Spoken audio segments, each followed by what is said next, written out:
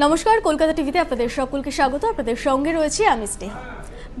বৃষ্টিতেই মূলত এবার কাটলো এবছরের পুজো, কিন্তু এরই মাঝে কিন্তু কোনো ঘূর্ণিঝড়ের আপডেট সামনে আসেনি। তবে এই মুহূর্তে দাঁড়িয়ে যে আপডেট আপনাদের দেব তা হলো অতি শীঘ্রই আসছে শক্তি ঘূর্ণিঝড়, যা ঘিরে কোনো আতঙ্কের পরিস্থিতি তৈরি হওয়ার নেই, এমনটাই কিন্তু জানিয়ে দিয়েছে মৌসুম ভবন।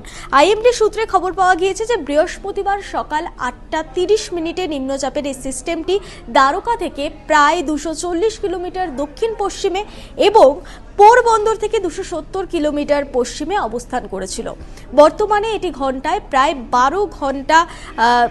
12 কিলোমিটার বেগে কিন্তু উত্তর পশ্চিম দিকে অগ্রসর হচ্ছে এবং তারই পাশাপাশি আবহাওয়া দপ্তর কিন্তু ইতিমধ্যেই জানিয়ে দিয়েছে যে আগামী 3 ঘন্টার মধ্যেই এই গভীর নিম্নচাপ একটি ঘূর্ণিঝড়ে পরিণত হতে পারে।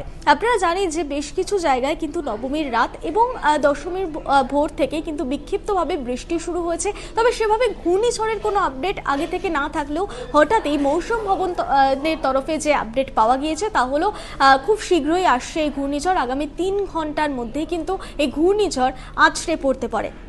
তবে তারই পাশাপাশি মৌসুম ভবন পরিষ্কারভাবে জানিয়ে দিয়েছে যে এই ঘূর্ণিঝড় নিয়ে কোনো আতঙ্কের বিষয় নেই, কোনো ভয় পাওয়ার মতন পরিস্থিতি নেই, কারণ ঝড়ে পরিণত হওয়ার পর এই সিস্টেম প্রাথমিকভাবে পশ্চিমমুখী হয়ে ধীরে ধীরে দক্ষিণ পশ্চিমের দিকে কিন্তু সরে যাবে, এমনটাই জানানো হয়েছে আবহাওয়া দপ্তর সূত্রে।